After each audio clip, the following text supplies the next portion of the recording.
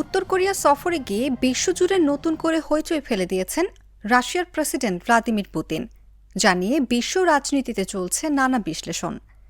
কৌশলগত সামরিক চুক্তির পাশাপাশি পুতিন ও কিম জং উন একে অপরকে দিয়েছেন বেশ কিছু উপহারও।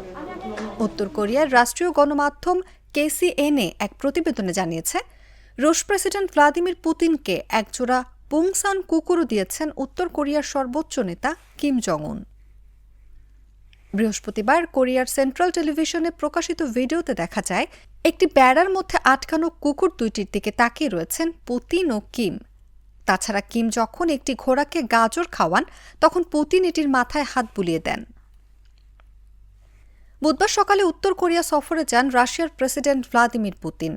বিমানবন্দরে আগে থেকেই অপেক্ষা করছিলেন কিম জং উন।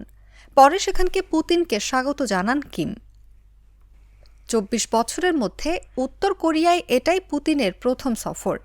ইউক্রেনে হামলার পর থেকে মস্কো ও পিয়ংইয়ংয়ের মধ্যে সম্পর্ক আরও জোরালো হয়েছে, কারণ দুই দেশই পশ্চিমাদের নিষেধাজ্ঞার বিরুদ্ধে লড়ছে।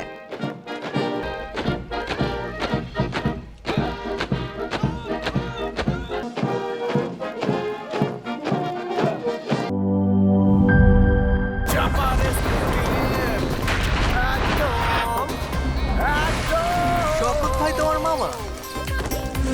এটম খাও, চাপার জোর বাড়াও।